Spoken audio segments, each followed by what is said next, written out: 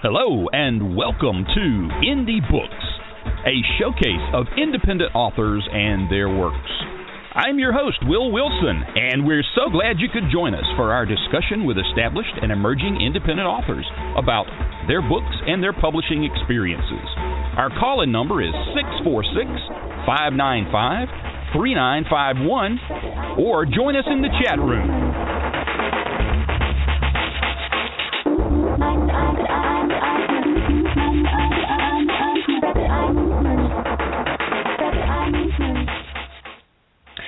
And hello, and thank you for joining us on this week's edition of Indie Books, show number 90 if you're keeping count. We're headed for that big 100 mark, which will happen, I guess, sometime this summer. If we make it that far, hopefully we will. I've got some folks lined up, so hopefully we'll be able to continue to bring you these shows into the future. I've talked a lot on the show in the past about having met some nice folks, some nice authors, interesting folks, and made a lot of friends along the way, most of them as a result of talking to them on the show and oftentimes reading their books or just reading about their books if I don't have the book in hand. Today is just a little bit different. Today's guest is a person that I consider to be a friend. I guess in this day of Facebook, you have friends that you've never even laid eyes on. This fellow is one of those, a person that I happen to run into sort of as a result of getting into the indie publishing world with my wife, with Facebook, and a lot of different connections going on. We'll talk about some of those today. But I've known him for a while, and I read his book quite a while ago, although he's released a second edition, which I believe he's added a little bit to, and we're going to talk about that as well. So without further ado, I'm going to bring my guest, Artie Cabrera, into the show. Artie is the author of a book entitled I'm Not Dead, The Journals of Charles Dudley. And let's see, Artie, are you on the phone with us here? Hey, good morning. Good morning. Go ahead and tell folks right off the bat that Artie's not an early riser, so this is kind of an early time for him. I neglected to tell him when I was telling him about the time, and he was talking about being an early riser, that he was lucky he wasn't in California on the West Coast, because it would be early then. How are you today, Artie? I'm good. I'm ready to go. All right, very good.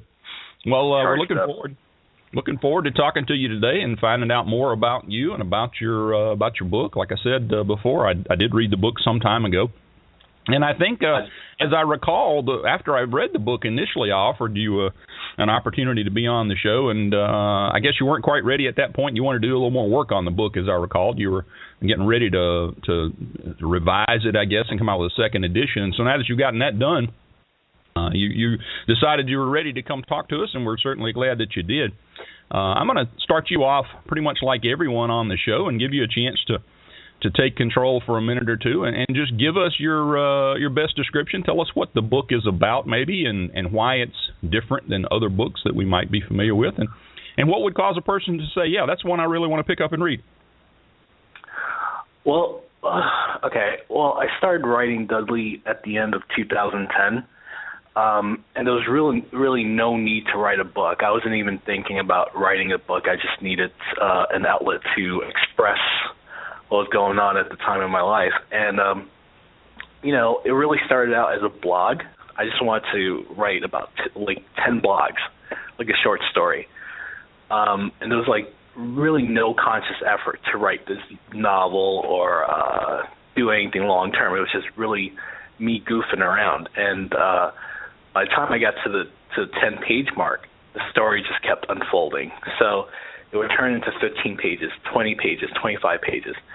And from that point on, I just kept going. It took me about a good, I'd say, year or two to really figure out what the story was and realize that this was something I really wanted to explore, and it just took on a life of its own. It was just so funny, and I was really just trying to goof off. And, I think my intentional, I really just want to, if I say I didn't want to take it seriously, that would sound shitty. But, right. I was just trying to express myself and, just vent and be gruesome and I guess be funny in some ways, but it really, like I said, it took on a life of its own, and I was like, hey, there's something here that I really need to hammer down and get out. And like I said, I had no, I guess, desire to really go out and be an author. It was just me, I guess, being silly and writing it. And then next thing you know, I have a book, and it's great. Yeah, I'll agree. It was a very good read. It's very different from the norm that I was used to reading, and I'll tell folks up front that it's a different book, very different than what we normally feature on the show. Not that that's bad. I'm not opposed to featuring anything. I've actually been contacted by some authors of erotica, and I'm sort of hemming and hawing about, well, I haven't had that on yet, but maybe after today, if we still have fans listening, I can put some erotica on here too. It certainly allows us to expand our erotica. Yeah, okay. Hey, there's nothing wrong with it, man. Yeah, I agree with you. I mean, there's nothing wrong with any style of book. It's something that people want to read and something that people have a desire to write for others to read. And I'm open-minded about all kinds of things. I don't ever try to cull anything from the show. If I think folks are interested in it, that's my primary objective, is coming out with things that I think people will be interested in hearing. And right. I mentioned earlier that in this day and age, we've got Facebook, which allows us to make friends with people that, we would never even probably see, meet, know about. And in this particular case, not only are you the first, I guess, person that I have had on the show, other than my wife, who I knew and had read prior to being on the show. Right. I also had an opportunity to know at least one of your editors, or one of your beta readers / editors, and I'm not positive, but that may be the way I first came in contact with you. It may be because I knew about her, and that's Charla, and I wanted to try to get her on the show today, but she was going to be out of town, so she wasn't going to be. She's here. She's actually here in New York. Oh, is she? Okay. All right. She's here in New York. Well, she wanted me to tell you something, so. Tell Artie I said surprise. She's not on the line with us, but I did chat with her the other day, and I've got some sound clips from her, so I'll be scattering those out within our conversation today. Give you a chance. Wonderful. Give you a chance Great. to give feedback on that. She had some really nice things to say about you, and like I say, I'm not positive, but what may have been the impetus for me getting in touch or learning about your book to begin with, and deciding to read it, because I remember she was very talkative about it at one point. I guess when she was working with you pretty closely. I asked her as I was talking about how you guys got started, and this is what she said. It was so funny because it was supposed to be this kind of like double blind. You don't. It was to keep it impersonal, which didn't work out because Artie is Artie. But it didn't work out. He ended up contacting me, and we just kind of took it from there. And it was a lot of work. So in talking to her, I found out a little bit about how. Go ahead. The translation is, I was a real pain in the ass. Well, in not so many words, she sort of let me know that. Yeah. I've got that's more no to say. Secret, man. But she didn't. She didn't disparage at all. She in fact talked very very highly of you, and about how she enjoyed the process, and that was kind of cool finding out about that. One of the things that we talked about, and which she told me to see if I could find out, was I asked her. I said, okay, so this started out as a double blind sort of situation. How did the contact get made so that you two were talking one-on-one? And she said she honestly did not know. So she said that'd be a good thing for me to ask you is exactly how you ended up finding out who she was, because I think she was supposed to be anonymous to you in the beginning, right? Yeah, that's a bit tricky. Well, when I felt like it was time to really get serious about the book, I started doing my research and looking at the big dogs, like people who were really doing things in the self-publishing realm. And so naturally I come across Hugh Howey, and I'm like, that's the guy I go after. I was really determined. And so I contacted him, and he pointed me in a direction. And that direction didn't necessarily work out, but then it bounced off and went somewhere else, and that's how I got to meet Charla. And we found ourselves in a situation where it was like, okay, well, it's not going the way that we intended to, so it's time for Plan B. And she became my primary beta reader. And she took on okay, I'm not going to curse, but she took on a lot of work because I didn't know what I was doing. I was still very green, and I had no direction. I wasn't even sure I really wanted to pursue it 100%. It was just something that I was tampering with. But like I said, it was really taking on a life of its own, and it was really cool, and it was like a unique experience. And you know, I was pretty difficult in the early stages because I really didn't know what I was doing, and I wanted to do certain things. Or she's like, "Well, you can't do that because that's not." A traditional way of doing things, and I was like, well, I don't care because I don't do anything that's traditional because that's boring. I want to kind of throw things, you know, throw curveballs all that I can because. Okay, folks. Hopefully we got Artie back. You back with us, Artie? Yep. I mean, why wouldn't that happen? It's me, so disaster has to strike. You know, yeah. Okay, well, very good. Well, we're back anyway, so hopefully that wasn't too big of a distraction for folks, although I seem to have a little difficulty here in the studio. But anyway, we're good to go. Let's see. We were talking about how you got connected up, and I played this to make sure that I hadn't just lost my audio connection when I stopped hearing you. So I'll play it for your benefit again. I think you'll probably get a kick out of it.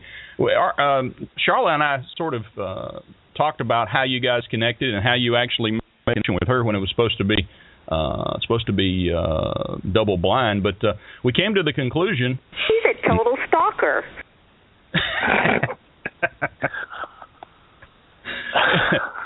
we figured out that you must have seen her name somewhere in some of the edit. Probably. Those are some serious allegations. You know, listen.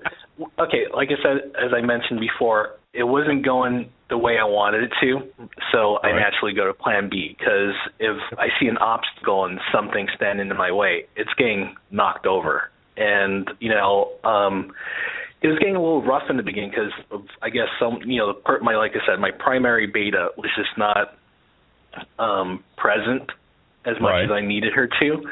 And by that, I don't mean like she wasn't there like every 2 minutes. You know, she would vanish for weeks at a time. But you know, I'm not here to air dirty laundry, but Charlotte was there, man. She really picked it up and really helped me out a lot. I got you. Okay. So I couldn't apologize more than I already have. Really. And I hope you don't mind me throwing these Charlotte clips, and I couldn't resist. I reached out to her right away after I talked about getting you on the show, and I thought she'd be great to call in and join us. And when she said she couldn't, I said, well, let's just have a little chat, and I'll see what I can find to throw in there.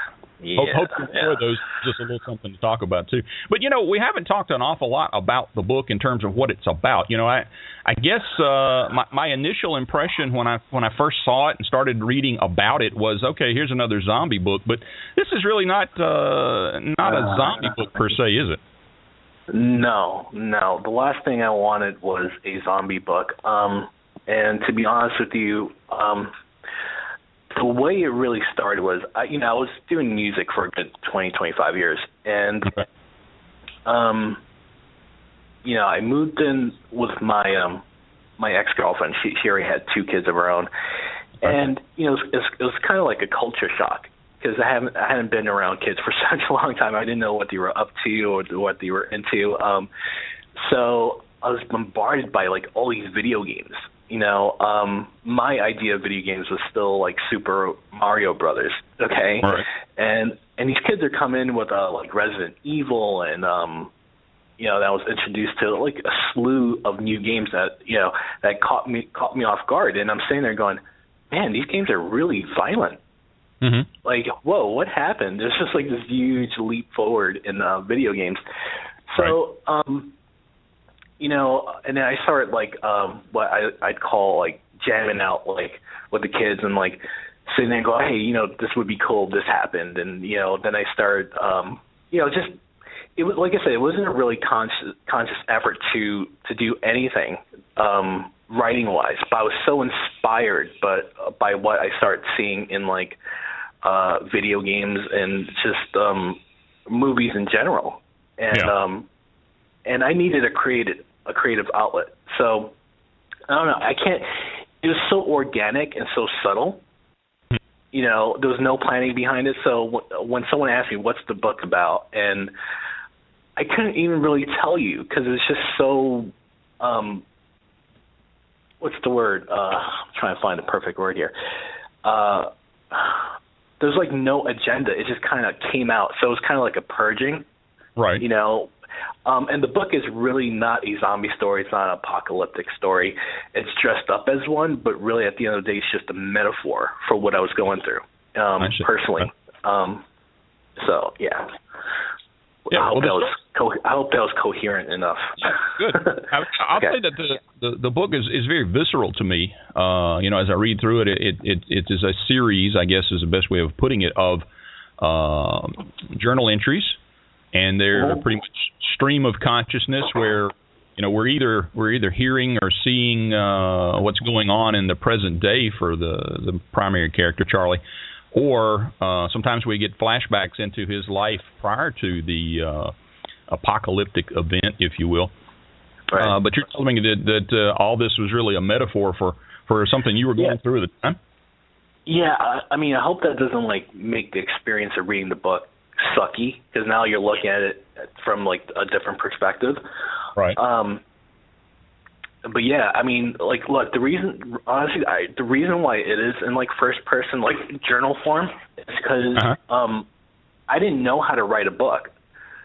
Okay, so, and I really didn't know how to write like different voices. So I chose one voice, and that was my voice.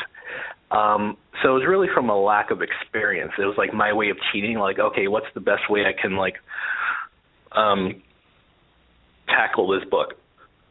And that was just, all right, let me just write in one voice and just let it go, you know? Yeah. Just let it all come out. So it wasn't really planned. I mean, nothing about it was planned. It was just completely natural and organic and just whatever I was feeling at the time, because I'm really big on vibes. You know, like a lot of those entries were written based on like some silly entry title that I came up with. Like there's an entry, like, you read the book, right? Yep. Yeah. Okay, so the park scene where putting your best foot forward. Yep.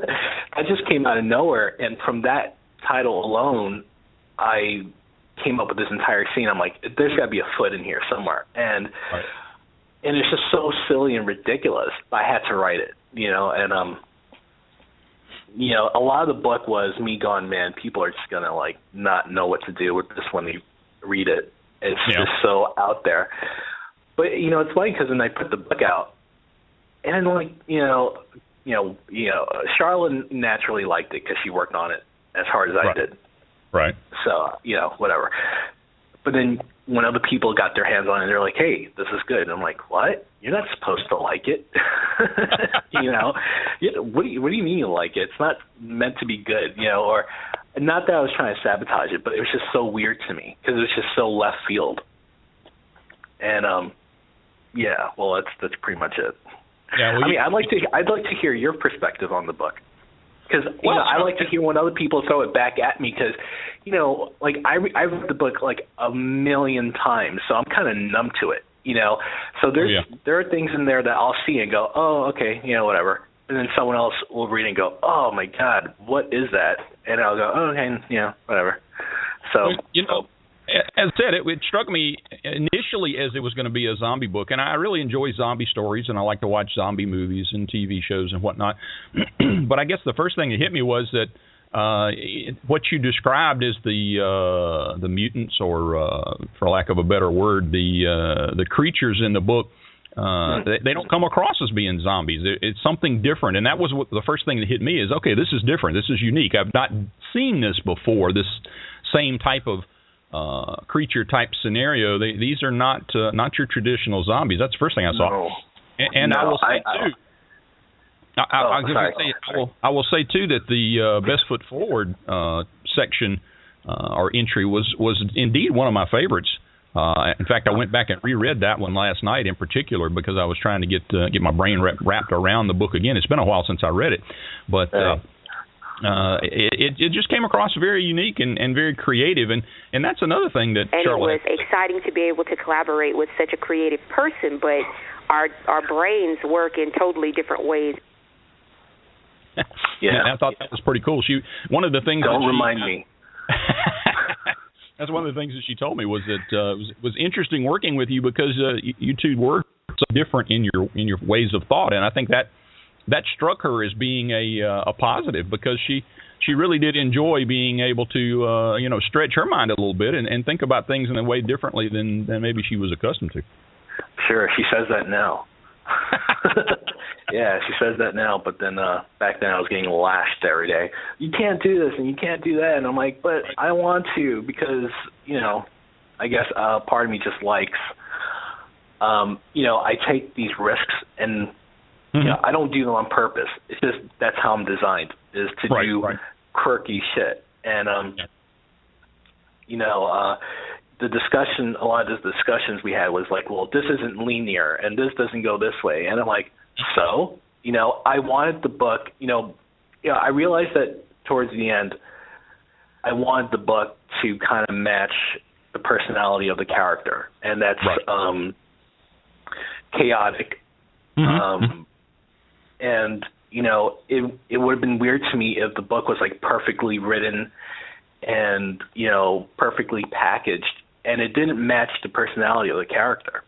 Yeah.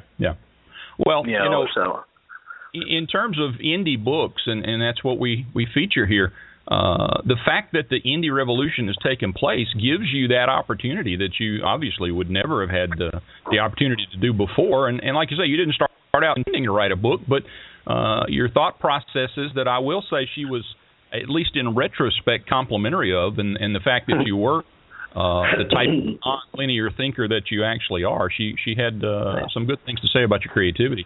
But, that's one of the key things I think about the indie revolution is that it does allow things that would not be traditionally accepted as a book to make their way out there into the world for people to decide for themselves if they want to read or not. And to be quite honest with you, even if I sat down and tried to do something that was trendy or more acceptable of what the norm is, I wouldn't be able to do it because that's just not how I'm designed. From the time I wake up in the morning to the time I go to bed, I don't have a regular day. Nothing I do is normal. So for me to try to sit there and wedge concoct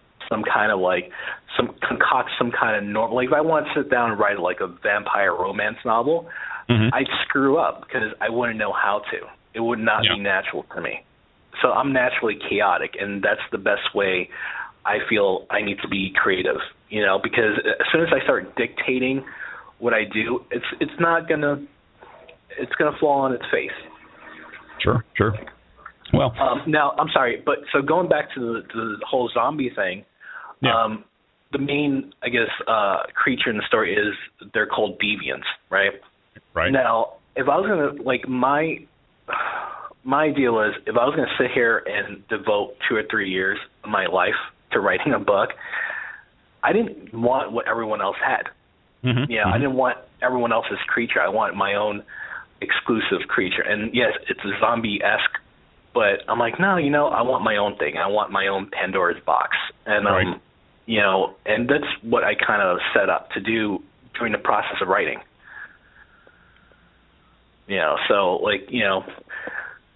That's just how it is. Basically. Yeah, well, I'll say you definitely did that, and that's one of the things that I think appealed to me as well as Charla was the fact that it was unique and it was not the same old. And in fact, I'll say that that's definitely one of the things that I look for in all of my entertainment, whether it's books, music, movies, I don't care. Don't show me something that I've seen over and over and over again. Give me something new and fresh and unique, and you've got my attention. So that was very interesting. And I mentioned in the show notes that we've got particularly strong language, and that there's a particular element of violence, and it's sometimes particularly graphic violence, and that was another thing that Charla commented on. I enjoyed the hell out of the violence. I didn't know I enjoyed violence that much. Yeah. But he's got some vengeful, very violent scenes in there. And I remember commenting one time that I should not be enjoying this much. This is not me. Right. So it gave me a chance to enjoy something that was kind of like a forbidden fruit. Okay. And who doesn't enjoy that kind of stuff every once in a while? So forbidden fruit. Yeah, I thought that was an excellent comment in terms of characterizing what she found in there. And she also mentioned to me that a lot of the people, or at least that you had told her, I think, that a lot of people that knew you and read the book, and they were like, "This is Artie." Yeah. Because I'm pretty quiet. Yeah. And I don't talk a lot. So this is the most I've spoken to anyone at 11 in the morning in like months. Really? No. I'm kind of like an introvert. Okay. So it's like a lot of dialogue that I have is going on inside of my head. So I don't know. I can't. It's hard. I'm not constantly holding a mirror up to myself to really tell you what goes on. Yeah. But I do enjoy, as far as the violence is concerned. Again, that's not something I sat down. I'm like, hey, how can I be really shitty and violent today? It's just when I sat down, and there are particular scenes in the book, like there's an entry called "Dog Eat Dog," and which involves an alleyway. I'm not going to give it away because it's like whatever, it's silly. But if you recall the moment where he does something in particular, it's just like anyone else who reads is like, "Are you kidding me?" And I'm like, "Yeah, I don't know. It just kind of came out." And you can't deny when something feels natural. Sure. Sure. Yeah, it's just, well, that's what came out. I'm sorry. But that's what needed to be written, and that's just how it came out. And there's tons of that in the book. A part of me, like I said, a part of me was like, hey, there were days where I was like, how can I really freak people out? And other days it was like, this is just what it is. Well, I think an author's best writing comes naturally to them. If you've got to sit and think about what it is you want to say, I think sometimes it's just too contrived. In my opinion, if you have to work for it, it's not going to be very good stuff. Well, I'll be honest with you, and that's the problem I'm running into book 2, which is about 65%. I actually have 3 projects they're pretty much completed. Okay. And I'm just waiting for, I guess, whenever the time decides it wants to come out, like they'll come out, But with book 2, I noticed I was running into these problems because I kept referring back to book 1, right? Right. And I'm like, well, I don't want to write book 1 twice. Gotcha. That would just be dumb, And another thing, the way book 1 ends, that kind of stirred up some shit with readers, where they were like, hey, the book doesn't end, Well, it does, because I'll be honest with you, if the book kept going, you would hate it even more, because the tone of the book changes going into book 2. Okay. So ending it there, it had to end there. It wasn't like, last night I was reading a comment on someone wrote something, well, not on my stuff, but someone else wrote, hey, you're just ending it here, and because you want to make more money on book 2, and you're forcing people into buying the sequel, and that is not like the case at all. So it was just like, okay, I have to end it here, because it's just going to get really weird going to book 2. Exactly. So that's pretty much the case behind that one. Now, book 2, I'm in the middle of writing, and it's so different from book 1. And I kept scrapping things and taking things out and adding things, and it felt like I was writing book 1 all over again. So I don't want to do that, because it has to go in a completely different direction to stay fresh. Gotcha. With every book that I put out, I want it to be something new, but I don't want it to be forced either. See, I don't want people reading book 2 and go, oh, okay, been there, done that, read this in book 1. Okay. No, it's got to be a whole new thing. And it took me a very long time to even figure out what the backstory was, or how I could go further with Charlie. It's like, I finished book 1. I'm like, oh my God, like, where do I go from here? Yeah. And how does it end? Like, so that took another year just to figure out, because I wasn't just writing book 2. I'm also writing the offshoot stories. Okay. So, yeah. Yeah, well, I've seen a lot of people do what you're talking about with the criticism of a quote-unquote cliffhanger. And, some people like those. That's the kind of thing that if you get to the end of a book and there's a cliffhanger, oh, boy, that gives me something to look forward to. But, there are some people that are particularly vicious about cliffhangers, and they want every book to end with, I guess, a happy ending or at least a resolution. And I've never completely understood that either because, movies do this. It's not something that is unusual in other forms of entertainment, so I don't really understand, but I've seen the exact same thing with some of my wife's writing and with other people as well. Well, why did you leave me hanging like that? Well, for me, the book ends the way it needs to end because if you actually pay attention, it comes back full circle to how the story begins. Okay. If you don't know what I'm referring to, I'll say it's like, because the book starts in the middle. Then it goes back to the beginning, right? So if you look at how that section starts, that's generally the beginning of the story. Mm-hmm. So the way the book ends kind of comes full circle with that section. So that's the end of that story, and that's just how it needs to be. Because like I said, moving forward tonally, it changes completely. It gets a lot darker, a lot more violent. Yeah, because it has to. Right now, in the next book, they're venturing out into the world, and it's not going to be pretty, and there's a lot of stuff that I will be resolving. There's a lot of Easter eggs, I guess. Because I actually read the book again. I'm like, wow, there's a lot of stuff here that needs tying up, and that will be resolved in book 2.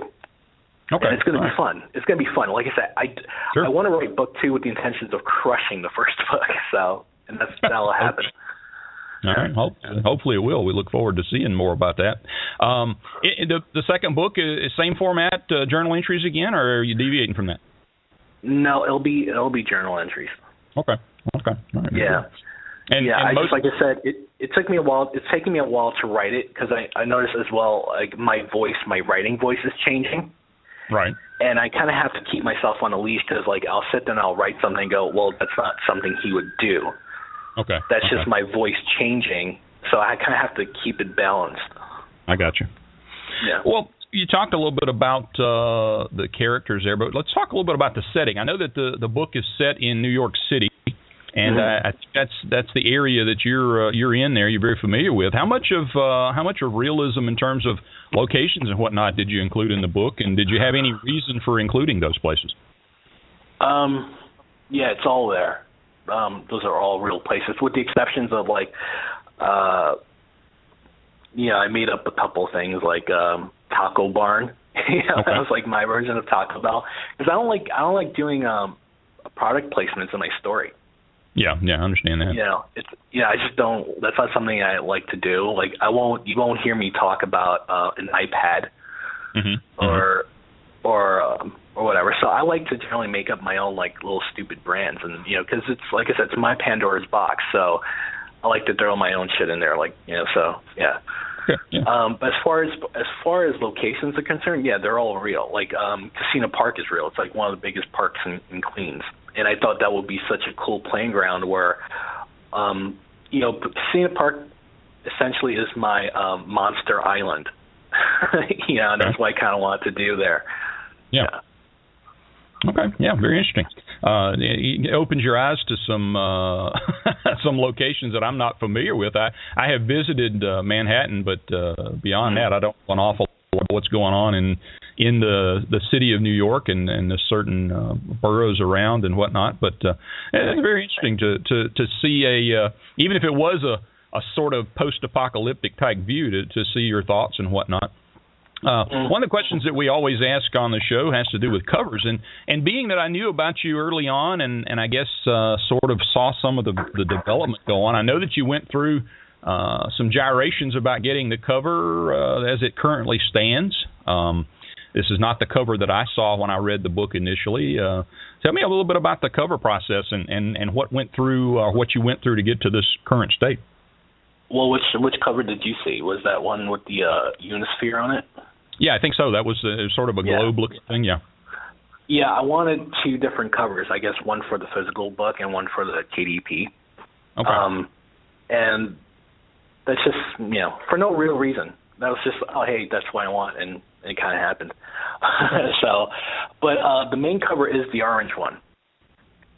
That's the one, and it's a tricky cover because, given the title and given the imagery on the cover, a lot of people will sit there and go, oh, it's a zombie book. And it's not. I wish I was a little more talented to have produced a more original cover to, to really, because you read the book. It's nothing like what the cover perceives it to be. So I just wish I could have done a little more. So. Is that your own artwork there on the cover? Yeah. Oh, okay. Yep. All right. Cool. Yeah, well, one of the things that strikes me about the cover is obviously the title, I'm Not Dead, but you look at the guy on the cover, he looks like he is dead. Which is, yeah. See, I would have never thought of that. See, that's why I need guys like you to say, hey, that's different. And I'll go, oh, yeah. All right. It appears that there's flesh missing and peeling off of him and whatnot, so your first impression is, are you sure? Are you sure you're not dead? Yeah. And there's some people who think that's Charlie. And I'm like, no, that's not him. Not at all. So, but is that a deviant? I would say so. Yeah, okay. I'd like to think so. Maybe, yeah. or someone. But it was to me, it was such a powerful image. I needed to use it. And others, I had friends that were like, "Hey, you shouldn't use that cover because then people think it's a zombie book." And I'm like, I don't give a shit. I like it, so that's what I'm going to use. Well, I don't think there's anything wrong necessarily with people getting that impression from a cover. We talk a lot about covers on the show and how, some people, I think without giving a lot of thought to it, say that the cover is very, very important because it gives people an idea what the book's about. And I call bull on that because I can tell you that probably out of 100 covers that I look at on books, not more than 2 or 3 can I even get a clue about what the book's about. Most of them are just eye-catching. There's something to catch your eye that calls you to go, oh, let me pick that up and see what that's about. And then they start thumbing through or looking at the material on the back, and that gives them the idea what the book's about. The cover, in my opinion, is nothing more than eye candy. Right. So, listen, growing up, I must have spent like thousands of dollars buying cassettes and records, from like my favorite bands. Yeah. And artwork to me is very important. I'm really into visuals. Okay. And I have to say, I'd be a little disappointed if my favorite rock band came out with a record and their cover was kind of crappy. It's like, what are you doing? So to me, it was important to have a striking cover. It didn't matter what it was. Exactly. Let me rephrase that. The cover kind of went into a general direction. It looked chaotic. It had something that looked like a deviant. You didn't really need to spell everything out onto the cover. Yeah.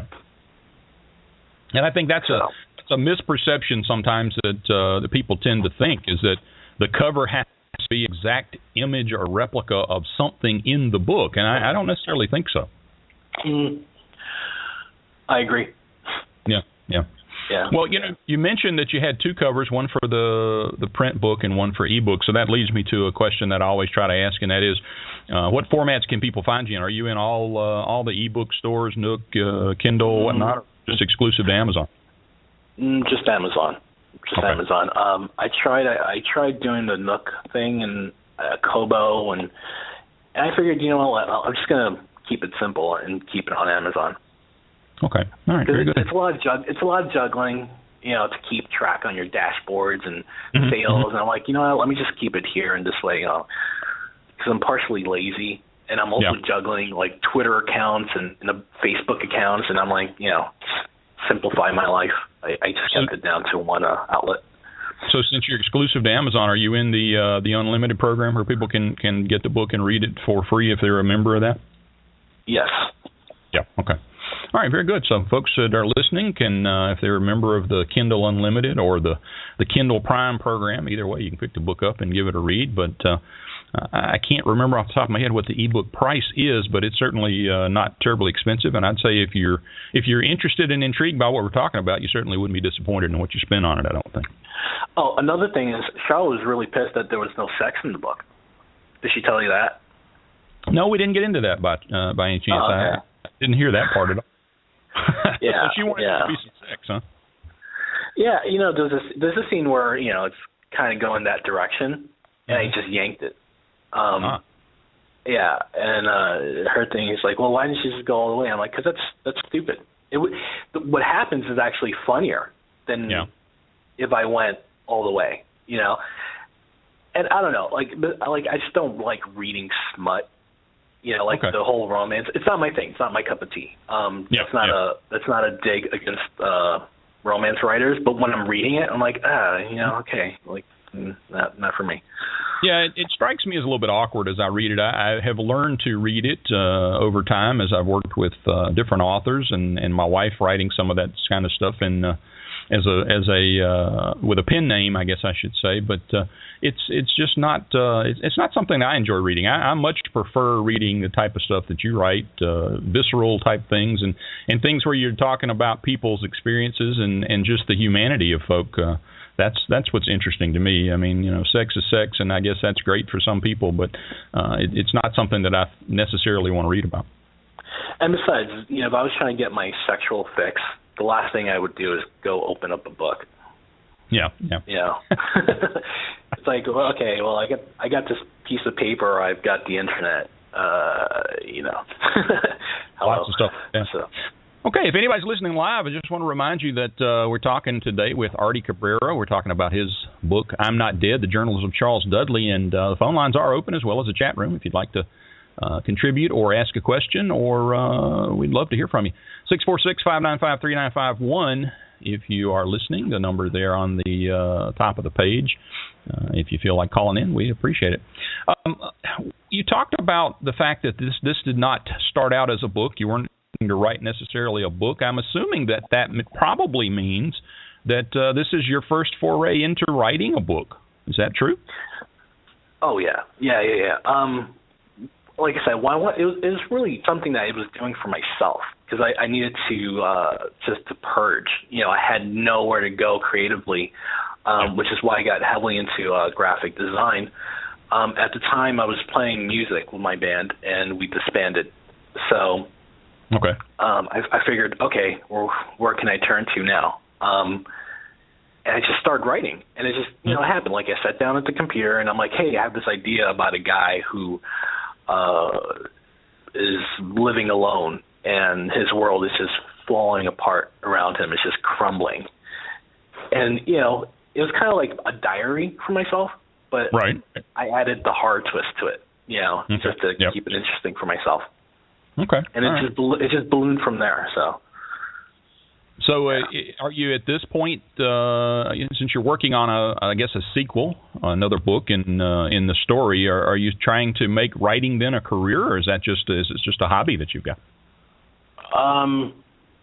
That's a tough question to ask because considering how many years I spent in the music industry, it started out as a hobby. Okay. And then years go by, you're like, hey, this is going to be a career. And careers can be heartbreaking. So, there's downfalls and there's mishaps and stuff. So you become discouraged when things aren't working out. Right. So with the writing thing, I made a rule for myself, and I was like, you know what? Don't think of it as a career or something that you're going to make out of a career. Don't think of it as monetary reasons. Just have fun with it. Because the second you think of it as a job, for some people it's going to get boring. It's going to get stale because you're going to feel like you're obligated to write, if you're not in the mood to write. Which is why I don't sit down every day at a particular time and clock in, a certain amount of hours writing. Because I don't want to think of it as a job. It's got to be a vibey thing. I'm really big on vibes because it's just like if you're not in the mood, it's going to show on the page. Sure. No doubt. It's not what I do. I'm not saying this works for everyone, because there are a lot of writers that are disciplined and will sit down and just say, screw it. This is what needs to get done, whether I like it or not. Right. I don't do that, because I don't like. A part of me doesn't want to take it that seriously. Where down the road it's like, oh well, I didn't make it as a writer. So I'm just trying to keep it as organic and as free as possible while having fun. Yeah, I think they're definitely the way to go, at least from my personal experience watching my wife write and what I've learned from talking to other folks. If it's not coming naturally, then you're forcing it, and it's probably not going to be good stuff. You mentioned, too, that you spent some time in music, in the music industry, and that's one of the things Charlotte and I talked about, and she recommended that I ask you about. So every once in a while, he'd tell me some stories, like I mentioned, the parallels between the music and the book industry and how they changed back then when he was in music, and now how the book industry is changing now. There's a lot of similarities in it. You want to elaborate on that some? She says that you told her about similarities between what you experienced in the music world and what you're seeing in the book world now. That's like a whole other podcast. Yeah, I'm not well-versed in how the publishing industry works right now. When I first came in, I had concerns about what could possibly happen. And like I said, this is not factual. This is just how I felt at the time. Right. Coming from an industry where, you spend 20 years developing your craft and you work really hard, and ideally as a musician, you want to work your way up to getting a record contract, recording an album, going on tour. Growing up, you see your idols, and you're like, that's what I want to do. That's the blueprint, for any musician, whether you're a rap artist or whatever. Then there comes a time where everything gets turned on its head because you have the MP3 come around. Okay. And then, music business isn't making money anymore because everyone's stealing music or they're sharing music. So it really hinders the business side of the record industry. Then next thing you know, artists aren't making money on their music. So now they have to compensate and go on tour to make up for that loss. And so you have a lot of record labels folding. You have a lot of bands breaking apart because it's like they're used to making money a certain way, and now they totally have to reconsider how they go forward. I see. Okay.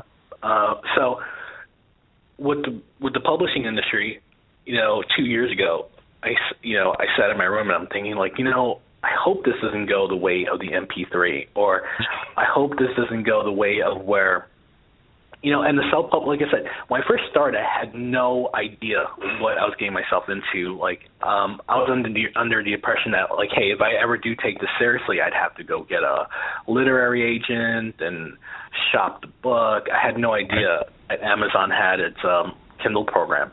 And then when I discovered that, I'm like, oh, okay, this is cool. This is beautiful because you're in control of what you're putting out and so on and so forth.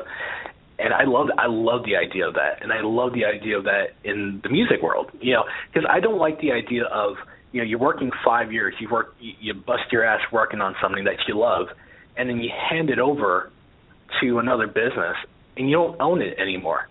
Right. Or like let's say I was a rock star and I got a record deal today, and it took me 10 years to write this album, and then I hand it over to a record label. It's up to them to put it out or not. You don't own it anymore. It's not yours. So, and that's the cool thing about the self-publishing thing, is that you're in control of everything. I mean, it's hard work. You gotta be your own business. You have to be business savvy. You gotta crunch numbers and really have a 5-year plan. As they say, that's the popular thing. Have a 5-year plan. I always try to have like a 5-minute plan. It's easier for me. So. But yeah, I had concerns because, I'm thinking like, in 2 years when, most of the writers pick up that you can just hit a button and your book is uploaded.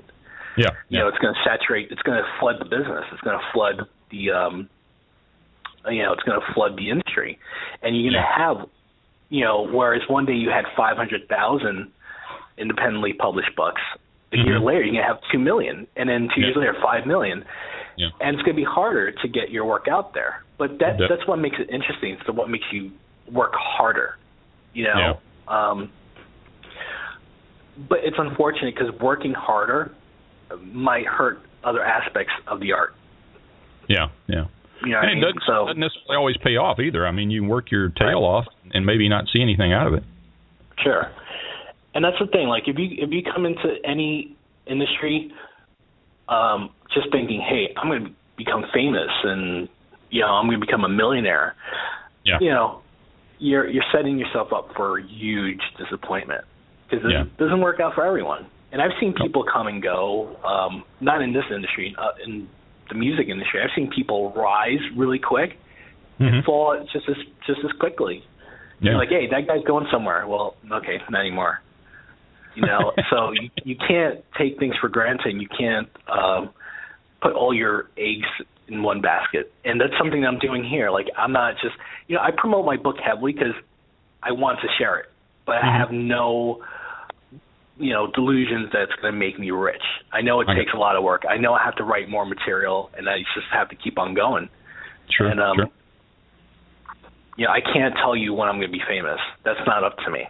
Yeah. I can only work as hard as I could, and then when it happens, and hopefully it does. But if it doesn't, I think you got the right idea, though. I mean, that's what it takes is just continue to write. If you found people that enjoy this one, they're going to certainly look to see if you got something else coming.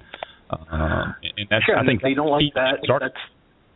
I'm sorry. Well, but if they don't like that, that's cool because I don't write for anyone else but myself. Yeah, yeah. You have to keep that in mind. It's like as soon as you try to please everyone else, you're screwed. Sure. Because trends change, tastes change. 1 year everyone's into zombies, and the next year everyone's into AI. And if you just spent that year writing zombies, and everyone's like already, over the zombie thing, right? What are you going to do? And if you only did that to be famous or to be seen, then what the hell? Yeah, not going to work out. Well, before we leave, I'm Not Dead Behind. I just want to ask you one more question. And you had mentioned that this was something that you started out sort of doing for yourself. You needed to get some ideas out or needed to work through some things. Is there something that you want people to come away with when they read this, or something that you hope they'll come away with, or if nothing else, is there something that you came away with as a result of writing this?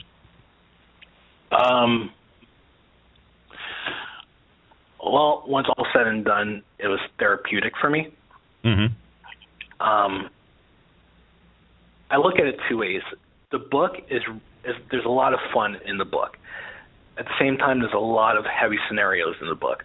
Right. For me, it was just across the board therapeutic, and I'm glad that anyone likes it. If one person likes it other than me, that's really cool. Yeah. So the more people like it, even the better. And then there's people out there that are not going to like. They're not going to get the formatting of the book. They're not going to like the subject matter. They're not going to like the profanity or the violence or the character.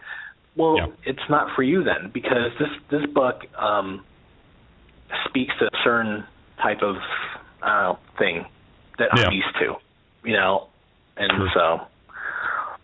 And that's I think that's one of the important things to know and to think about in the world as it is today, as far as writing stands, is that, at one point in time you could pick up a book and you were pretty much assured that it was going to fall into one of 6 or 8 or 10 categories, and those categories are pretty benign and generic. And but nowadays there's going to be stuff out there that is not for everyone, as you say.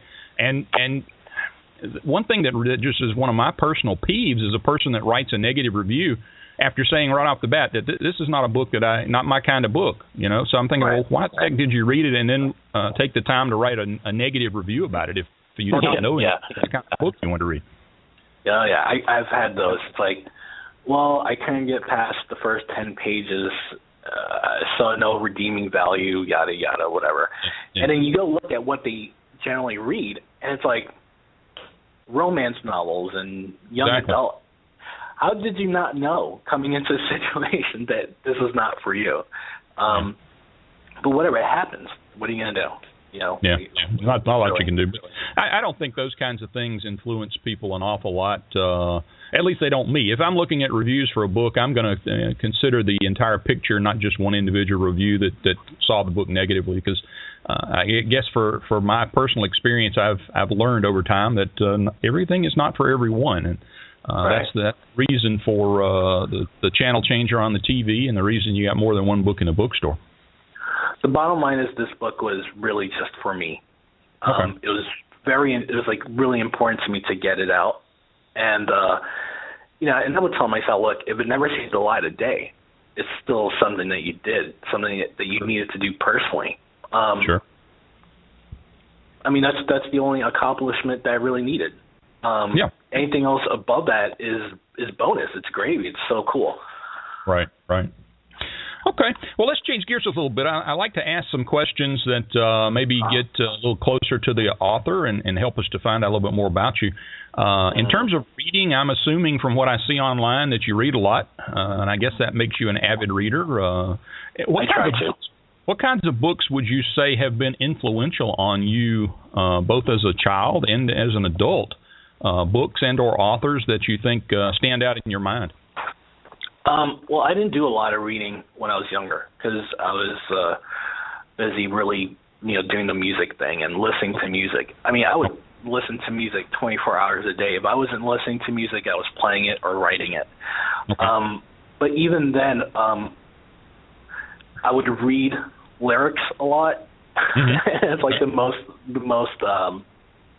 most I would get into as far as reading is concerned. Right. Which has kind of helped me out writing Dudley, because I would generally, if I ever did pick up a book, it would either be like an autobiography or a biography on one of my favorite artists. Mm-hmm. So that's as close as I got to reading a book. But then going into Dudley, I was thinking, hey, you know what? I love these rock and roll stories, Okay. So going into Dudley, I knew I wasn't going to write the great American novel, right? Right. So I took, and what Charles says, like I reference to music a lot. Mm-hmm. It helps me to kind of get through certain obstacles with writing. So if I sit there and go, well, I know I'm not going to write War and Peace, Yep. So how do I approach this material? And so I look at certain bands, right? And I go, well, you know what? You got Nirvana, right? Who, they're not Rush. They're two different bands. Rush, they're very, they're great musicians, and they've been doing it for so long. Whereas Nirvana, they're like straight out of like the bar punk band, a lot of energy, a lot of emotion. And that's the approach I used with Dudley. It's like, okay, well, let me look at Dudley as like a punk record, really. Okay. Yeah. And just if I can't use like big fancy words or prose or whatever, I'm just going to hit it with energy and the emotion, and it'll be, that's what felt the most genuine to me. Mm-hmm. Okay. All right. Very good. Now, what was the question? Oh, right. Okay. As far as I started reading more heavily when I started writing Dudley, because if you're going to do something, you have to kind of like explore your world, so I started reading a little more Stephen King. I started reading, I tend to gravitate towards older books, like from the 40s and the 50s and 60s. I love pulp fiction type stories. I love books from the 70s. I don't read a lot of new books just because I haven't gotten around to it yet. But, I mean, the last book I read that was most contemporary was The Martian. Ah, okay. Yeah. I've not read that one yet, but I hear good things about it. Yeah, but even when I put that down, I'll go back and I'll read, I don't know if you ever heard of When Worlds Collide. Yep, heard that. Mm-hmm. Yeah, so I'll go back and I'll read that, or I'll go read Catch-22, which is one of my favorite books of all time. It's so great. Okay. Yeah. Okay. All right, very good. You've talked a little bit about the music world, and that's one of the questions that I like to get into with my author guests is music. But before we do that, let's talk about films, because I think we probably will get more traction out of the music save that for later. I got you're a film buff as well. I'm sorry? Are you a film buff? You enjoy watching movies? Oh yeah. I grew up on movies. Yeah. I mean, I literally lived on movies as a kid. I didn't, I watched the most inappropriate shit too, like, Disney all the way up to I was watching Godfather and Scarface when I was 5. Yeah. Don't ask me how that that even happened, but it was normal in our household. It's like, hey, go watch TV. I'll put on The Godfather. Oh, okay, cool. And the next thing you know, it's like a horse's head in someone's bed, and I don't know if I should be watching this right now, but anyways. So, what kind of movies do you watch now? If you have time to sit and vegetate with a movie? Oh, it depends on my mood, but not to be so vague. I always go to the quirky comedies, a little dark humor. I must have watched Napoleon Dynamite 1,000 times. Or there are my go-to movies when I'm in in a crummy mood, my comfort movies, and I love Jack Black. So I'd watch Nacho Libre a gazillion times, and I could that movie never gets boring to me. Yeah. That's my dumbed down movie. That's when I don't want to think about anything or really invest myself in the movie. Sure. But I love period pieces, and I can't, believe it or not, I can be a little intellectual. So okay. I like my smart movies too, but I also like my stupid movies, like Anchorman. Oh my God, how can you not love that movie? It's brilliant. It's so dumb, it's brilliant.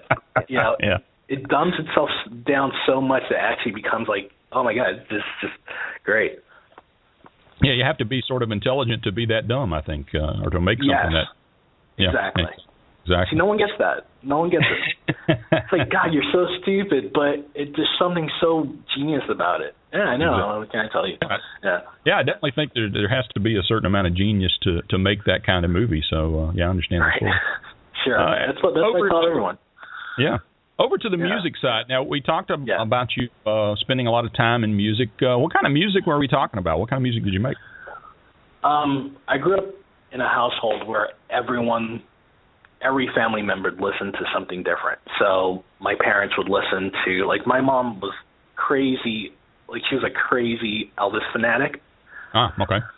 Yeah, when I tell you I grew up in a room, I grew up in Elvis's tomb, basically. My room was plastered. Yeah, my room was plastered from the top to bottom with Elvis posters, paraphernalia, T-shirts. I grew up in Graceland, pretty much. Nice. Then on the other side of the household, you have those Kiss blaring out of one bedroom. Then you had Donna Summers blaring out of another bedroom.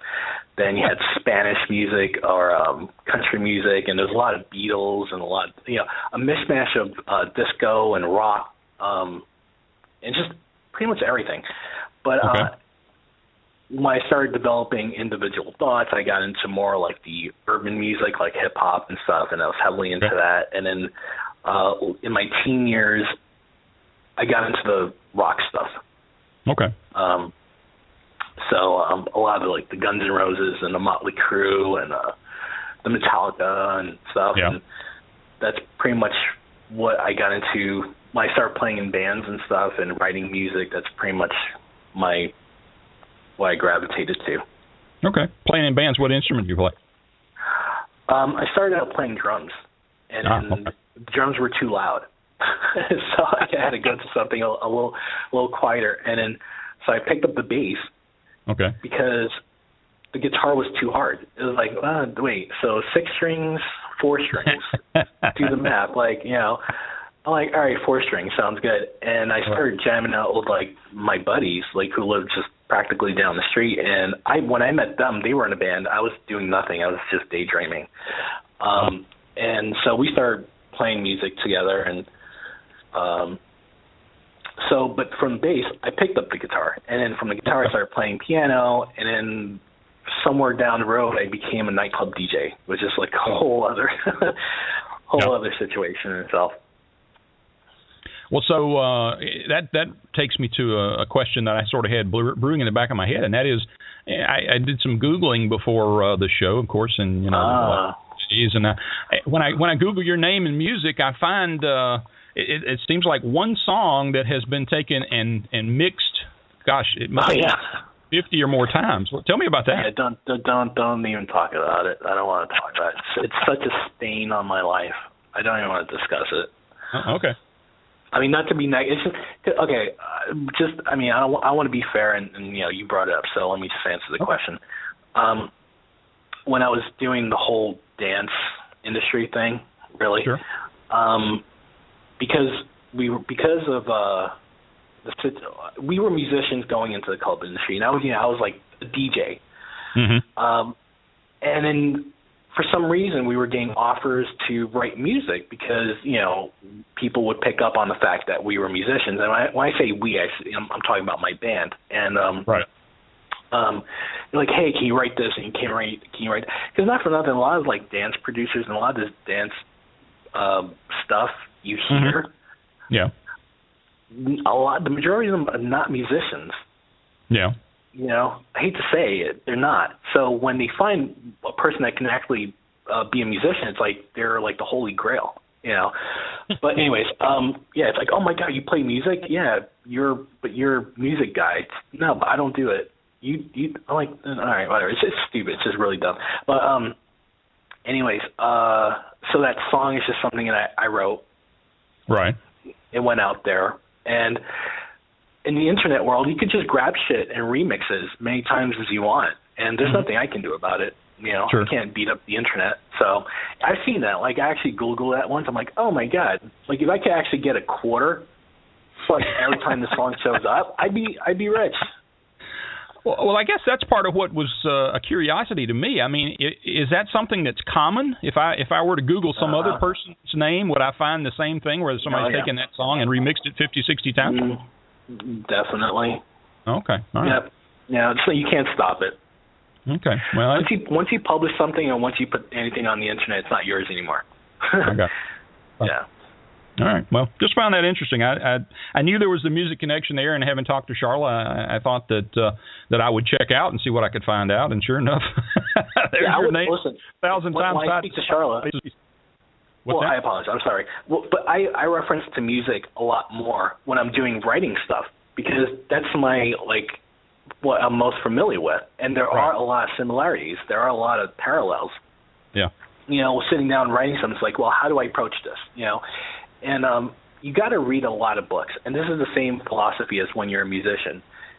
If you're writing music and all you know is Bon Jovi, your music's going to sound like Bon Jovi. Right. If your palette's not wide and it's not, if you don't have variations in your music, you're just going to sound like the same old shit.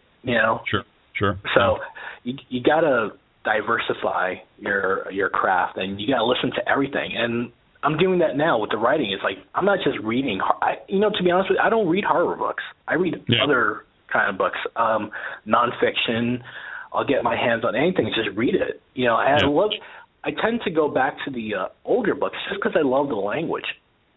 Mm-hmm. Yeah. I love the dialogue. I love the action beats. I just love the quirkiness of books that were written back in the day, like the Elmore Leonard books. Mm-hmm. I love his books because it's just so it doesn't sound like he's really trying to write a fancy book. He's just writing and he's just, dumping it on the page. And it's raw and it feels natural to me. And that's, what I think I like to be like. So. Yeah, that's kind of one of the things that Charlotte pointed out was that she enjoyed the fact that it was very raw and visceral and seemed like it was natural and not something that was contrived. So it's interesting. Good to hear. Well, I've taken up an awful lot of your time this morning. I think we should probably wind down. I want to give you the same opportunity I give all my guests. I'm awake now, so what am I going to do? You're awake now, so you're ready to talk. Well, that reminds me of... I'm just waking up now. I can't get him off the damn phone. There you go. Anyway, that was a setup. I'm glad a deliberate setup. I'm glad you're awake now, but let me give you a chance to fill in the gaps as I do most. folks. I know we talked about a lot of things and probably missed something along the way, and maybe you thought of something that I didn't touch on that you want to elaborate a little on. But sure. Just take a few minutes and give us some more details about Artie Cabrera, about I'm Not Dead, or anything else that you think we would find interesting or that we may have left out. Oh, boy. Well, we're going to delete this podcast as soon as I hang up, right? Yeah, sure. Why not? Because people look forward to it, and I hope people will enjoy it and will pick up your book as a result of it. I thought this was just for practice. I didn't know this was really going up. But okay. I don't know what to tell you. And, you put me on the spot, and now I feel weird because I got to talk about myself, and it's not really something I do. But I'd say, read the book and really let it – I don't know. I can't – I'm fumbling now because I'm searching, I'm grasping for straws because you put me on the spot, a very uncomfortable spot. But no, when people pick up the book, I just hope that they enjoy it. I want them to feel like they're not safe in the book. Or, a part of me gets off on the fact a little bit that they'll come across something that's not comfortable. Okay. I don't want my book to be safe. I don't want it to be apologetic. Sure, I want it to be in your face, and I want people to know that it is an honest book, and it is genuine, and it came from a pure place. It didn't come from me sitting and going, hey, this month I'm going to write a zombie book. No. So, even if they don't like the book, I don't know, whatever. I don't care. Okay. All right. Well, I appreciate you being with us, and I do hope that folks that are a fan of the horror genre, even though it's not per se a zombie book, if you like that kind of thing, I think you'll probably enjoy this story. And the second book is kind of lean. It's not gonna lean so much on the zombie factor. It's it's gonna be different. So, like I said, I don't want the second book to be part 2 of part 1. That makes sense. I want it to be its own. I want it to stand on its own, but still be a sequel to the first book. Yeah. Okay. Right, great. Well, Artie, it has been a pleasure talking to you today. I've got some insights into you and into the book, and hope other folks listening either live today or when they hear us in the podcast will be intrigued and find something that's worth picking up and reading. I know that's your hope as well, and that's why we're here. We're trying to expose people to books that they might not otherwise be aware of or hear about, and hopefully we've done that for you today. Yeah, I hope so. I mean, I can't really recall what I just talked about, so I'm going to have to listen back and be like, what? I said there you go. That's right. Well, I get about a penny every time somebody listens, so you listen back a few times, and I'll put a nickel in my pocket. So how much did we make so far? 3 pennies? Did we make? I'll have to go and see what the number of listens were. It doesn't show up on my dashboard, but hopefully there'll be a little bit there, and maybe if there's enough, I'll share the profits with you. All right, now this is where we got to do the promos. We got to tell people where they can find my book, and where they can find me on social media, right? Yeah, go ahead. Well, I don't even know. I have to copy and paste every time I come across a hyperlink. I don't even memorize them anymore. Okay. Well, but on Facebook, I was going to say, if folks want to find the book, I got the links in the show notes. I've got Facebook.com/Artie Cabrera. I've got Facebook.com/I'm Not Dead book, and I've also got the Amazon link. Okay, there you go. So you did everything for me. I don't have to I could go back to bed now. That's right. You can go back to bed now. Hopefully the coffee won't keep you awake. And maybe visit the restroom and then jump back in the sack and pet the cats. There you go. That's a normal Friday for me. There you go. I'm going to close the show, but I do want to speak to you after I've closed things out, so hang on just a minute. And with that, folks, we're going to close out the Indie Book Show for this week. We hope you've enjoyed the show, and we look forward to you joining us again for another episode next week. You've been listening to Indie Books. We hope you enjoyed today's program and maybe learned something new about a familiar author or added a new author to your to-be-read list. Be sure to tune in next time and join us for the next edition of Indie Books. Much of the music for the Indie Books program was provided by Dano at danosongs.com.